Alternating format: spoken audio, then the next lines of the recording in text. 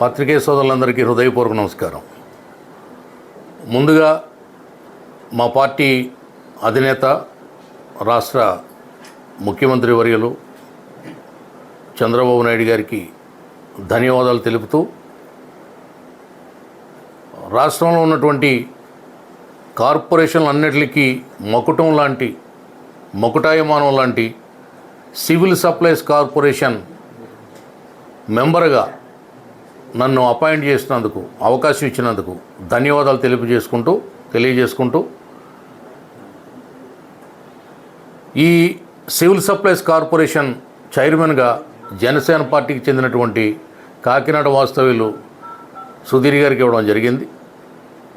నాకు తెలిసి అందులో 2-3 మెంబర్లు ఈ ఉమ్మడి తూర్పుగోదావరి జిల్లాకి చెందిన వాళ్ళే ఉన్నారు. కాబట్టి గత ప్రభుత్వ హయాంలో కూడా ఇక్కడ సివిల్ సప్లైస్ కార్పొరేషన్ చైర్మన్గా అప్పటి కాకినాడ సిటీ వైసీపీ శాసనసభ్యులు తండ్రి దూరంపూడి చంద్రశేఖర్ రెడ్డి గారి తండ్రి ఉండడం జరిగింది. అనేక ఆరోపణలు, అవకతవకలు సివిల్ సప్లైస్ కార్పొరేషన్ అనుభవించింది వైసీపీ హయాంలో.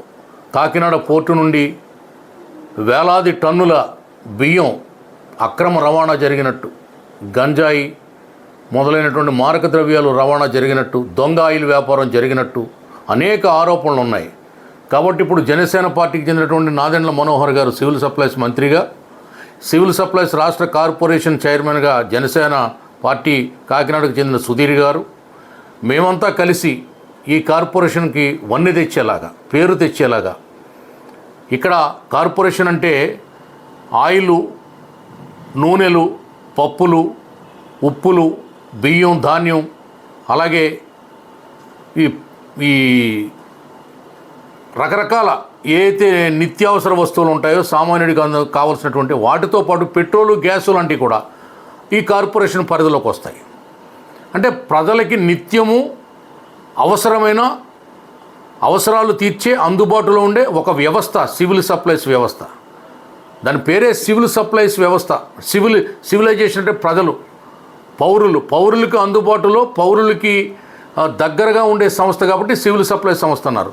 ఈ సంస్థను నిజంగా ప్రజలకు అంకితం చేస్తూ ఏ విధమైనటువంటి అవకతవకలకి, అక్రమ వ్యాపారాలకి తావు లేకుండా మంచిగా ప్రజలకి అన్ని నిత్యావసర వస్తువులు సహజమైన ధరల్లో, సక్రమైన ధరల్లో, నాణ్యమైనటువంటి పదార్థాలన్నీ కూడా ప్రజల వద్దకు వెళ్ళడానికి కృషి చేస్తాం.